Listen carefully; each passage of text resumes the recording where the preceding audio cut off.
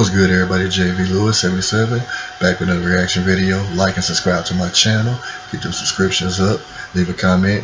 Follow me on Instagram, Twitter, Snapchat at JV Lewis 77. Now, what I'm going to react to is everything wrong with Deadpool in 16 minutes or under. Now, I watched Deadpool. Really enjoyed it. The comedy, the over-the-topness, you know, the crude humor, everything you expect from Deadpool. Outside of the villain Ajax, you know, but he was okay. You know, like I say, I was not disappointed. You know, I was not disappointed with Deadpool. You know, besides it took fucking long enough. You know, so I already know like every single aspect is gonna be picked apart, and there's probably gonna be some stuff that I didn't even think about that's gonna be brought up. So let's get it.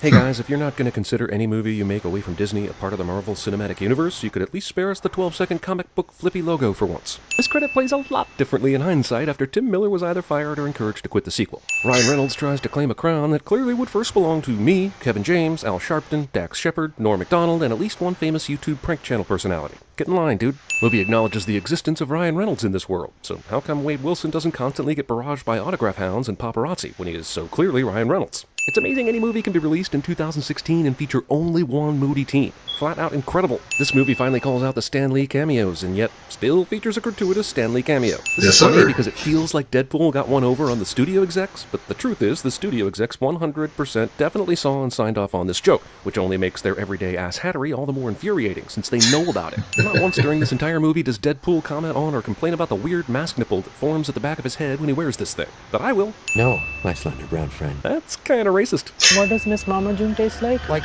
two hobos in a shoe filled with piss. How do two hobos that want to each other even decide a shoe is the perfect setting? And how do they fit into a shoe? We've taken a weird hard turn into a discussion of hobo geometry and smellonomics. Is that an Adventure Time watch? Jesus. Yes, sir. Adventure Time. Also a reference that will be outdated and downright lost to time within a few short years cliche.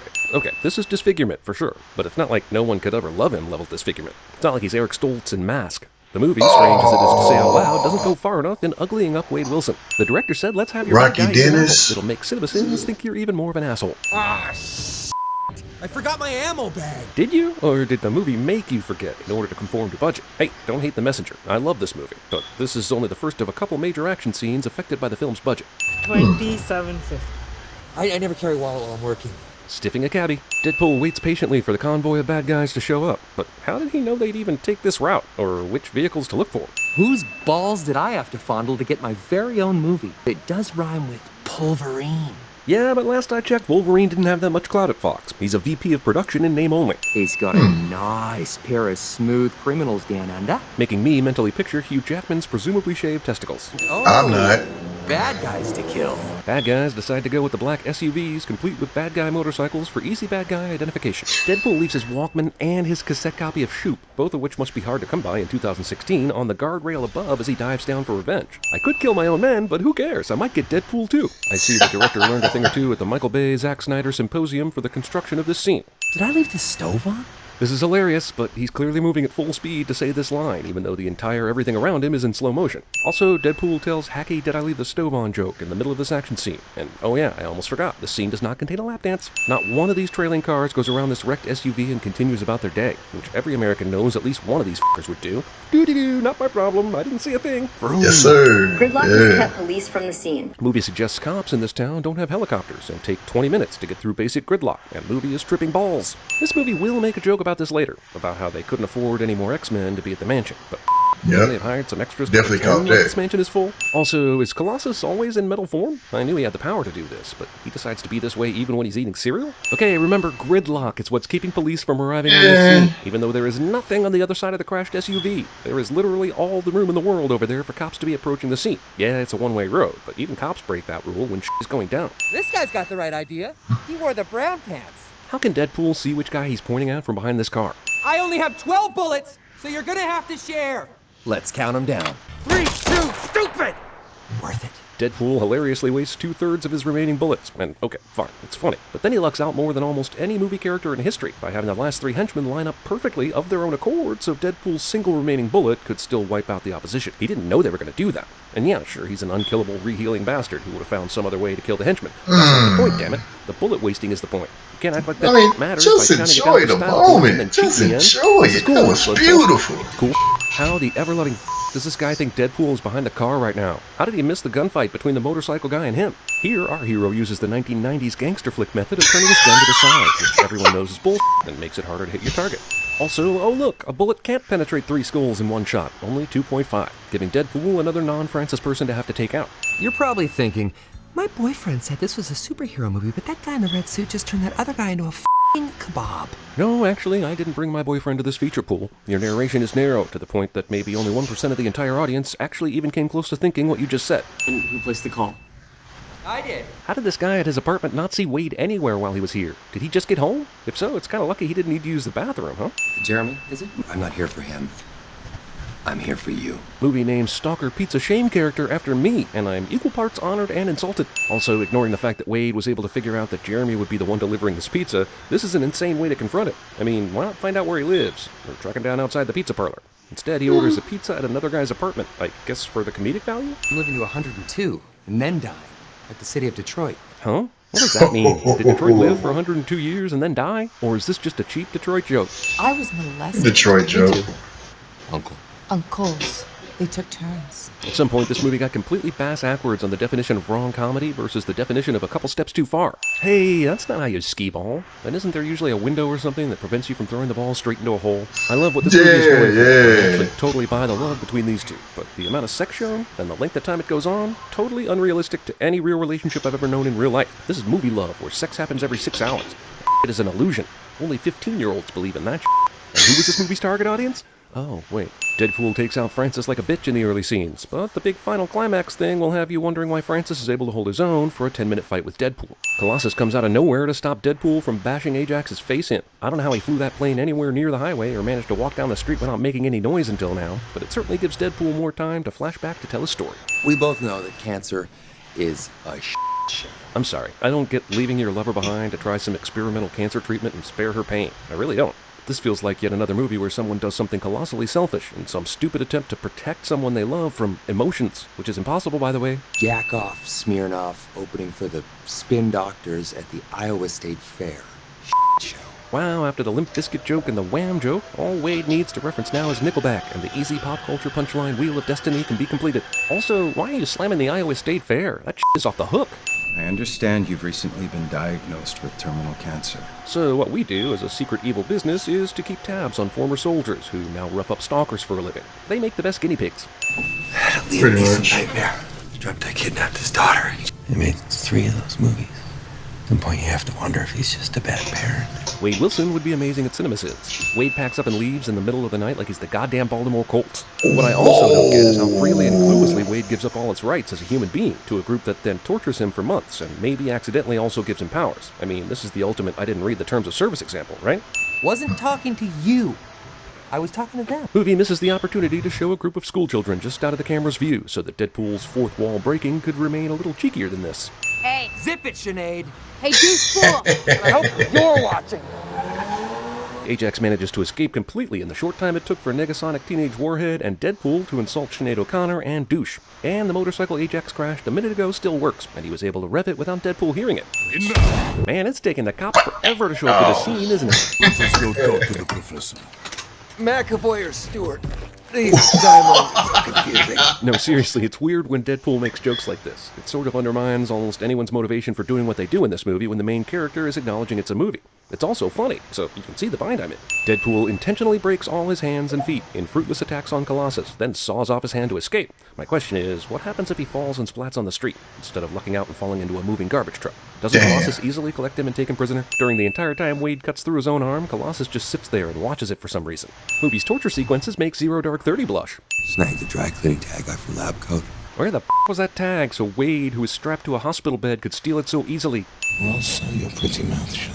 Har har, reference to that other terrible movie where Ryan Reynolds played Deadpool until he stopped mid-movie in protest. Also, why wouldn't Ajax sew his mouth shut at this point? Is he worried about the fan backlash? For this scene, the director just asked Ryan Reynolds to recall how he felt after seeing the first cut of R.I.P.D. So the neck head restraints here didn't prevent this headbutt? What could he possibly have done to hurt her? Yeah, he's stronger now, but he's still restrained. She's also a mega mutant with unbelievable strength, so shouldn't this feel more like a love tap? Ah, and now we instantly learn this girl's always has a match in her mouth is just an excuse to let Wade escape this rescue Dawn prison. And if she does literally always have a match in her mouth, how and why would she not notice its absence after a move like this? Shouldn't she be instantly saying, where's my fucking match? Did I drop it? I know I had a match in my mouth just now because I always do. And other like that. Good point, good point. Well, looks like somebody saw Irreversible. And someone saw Eastern Promises as well. Remember, this is a fight between a guy with super sharp reflexes who can feel no pain, and a guy who can feel pain but heals no matter what. Meaning, if you think about it too much, this fight loses all meaning and impact. Wade. No way around this fact. Wade killed his buddy Cunningham. Francis, who experimented on this dude to make him magic, leaves him for dead in a warehouse fire, because Francis is the worst kind of stupid. Overconfidently Bond villain stupid. And after rising from the dead and finding himself still alive, and Wade does not immediately go to his Bond villain Instead, he stalks her stupid. briefly, then goes to his wisecracking bartender friend. You look like Freddy Krueger faced the topographical map of Utah. And you sound like the director just let you riff for a few minutes and somehow picked the worst riff of the bunch. I put all my money on you, and now I just realize I'm never going to win the Deadpool. Even though it's been said a couple times in this movie, this is the true roll credits moment. Salsa water and lemon for blood. Well, we're red. Dumbass. She's blind though, right? She smelled the blood? The Regardless, how the hell does she know his clothes aren't already red? Does blood not stain red shirts? Wait, was this guy on the ice when Deadpool shot or stabbed him at first? The blood trail starts in the middle of the ice, so did Deadpool bring this guy onto the rink, shoot him, and then go get the Zamboni? Or did he just find this guy already on the ice? Of course, since nobody's talking and Deadpool's killing everyone, I have no clue how he's finding new people in every scene, especially this guy. Looks on everything. Looks are everything. Deadpool teaches millions of teenagers the wrong lesson. You ever heard David Beckham speak? It's like he mouth sexed a can of helium. How come every perceived human flaw in this movie is the bastard child of two incongruent things having sex with each other? I've seen this girl. Oh, no, you haven't. But that's kind of convenient, isn't it? Have fun at your midnight showing of Blade 2. Extremely self-aware movie misses the opportunity to reference Blade Trinity, which is the part of the series Ryan Reynolds was in. Give it up for chastity! Stan Lee cameos finally reach their inevitable meta apex as he DJs a strip club, the perfect metaphor for these Marvel movies. All tease and then more tease and some seizures and never any fucking orgasms. Also, come on, Stan Lee didn't even create Deadpool. But I always forget that Marvel movies are contractually obligated to fanboy whenever possible. Come on! Ajax managed to find exactly where Vanessa was working in the time it took Wade to go straight here. I guess it's because Angel visits this strip club so often she knows the bartender's face immediately by looking at a picture. Hey, where'd she go? Damn, dude, you were in that bathroom longer than the movie said you were. Thankfully for this narrative, she dropped this super identifiable change purse during her assault, so Wade can know for sure she's been abducted. Phew.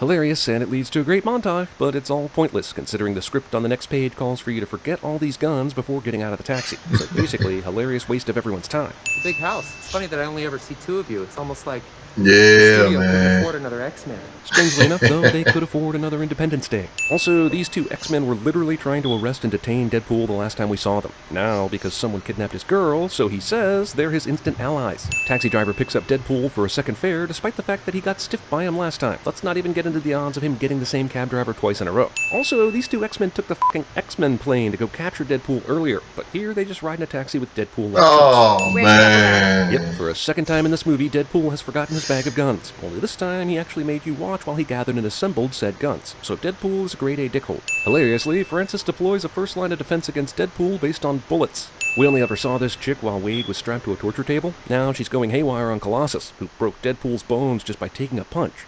There you go, hashtag it. That tweet was super important. Her phone, however, is worthless, apparently. For the record, they don't really ever explain Negasonic's powers either. This looks like actual flames coming off Negasonic here, but all this power does is inconvenience Angel for a couple of seconds. Seriously, she takes like 5 repeated kidney shots from an all-metal dude and feels nothing. She's basically Superman in this movie. Female Superman with a match-in-my-mouth fetish. Even though the directive is simply to kill Deadpool, apparently he can wave a white flag and get Ajax's henchmen to stop firing for some reason.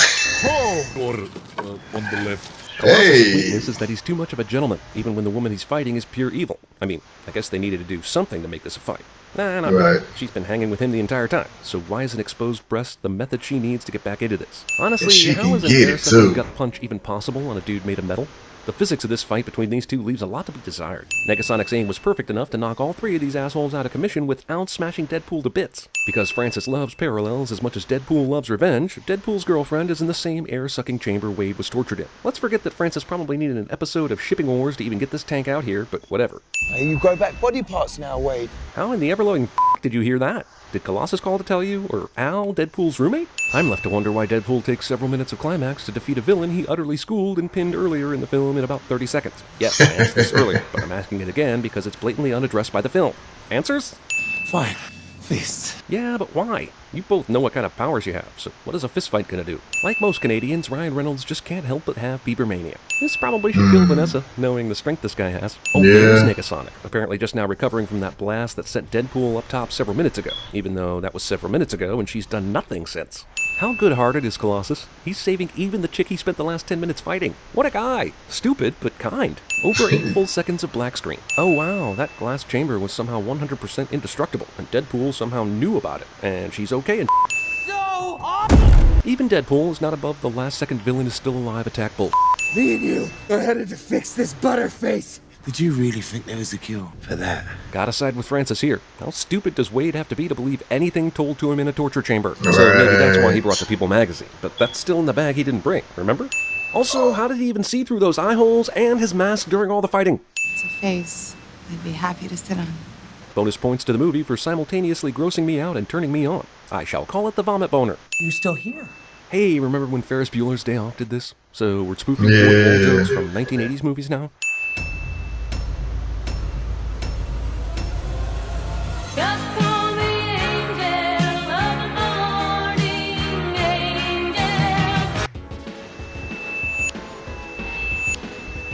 Whose balls did I have to fondle to get my very own movie?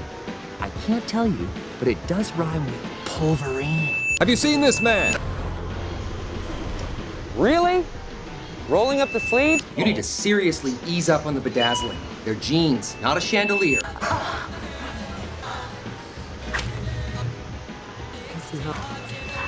Negasonic Teenage Warhead. Negasonic Teenage. What the? That's the coolest name ever! So what's it gonna be, huh? Long sullen silence? Or mean comment? You got me in a box here. And please don't make the super suit green. Are you here for the turn down service? Where's Francis?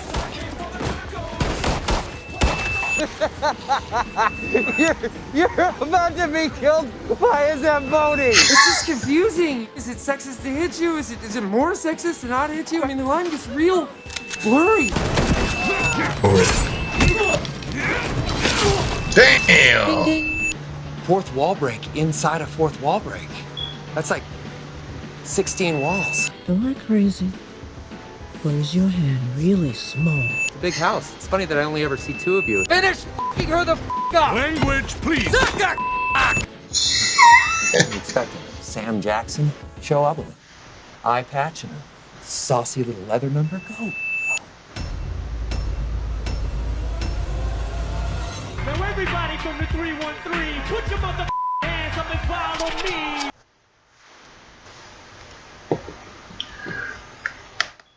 Man, that was okay. That stuff, like, a lot of that stuff could be seen as real petty, like, oh, come on, man. Like, really? Some of the stuff, as I expected, is like, yeah, true in all aspects, very true. But, damn, man, it's like, but you know, with a movie like this, you don't want to do that much thinking, you know what I mean?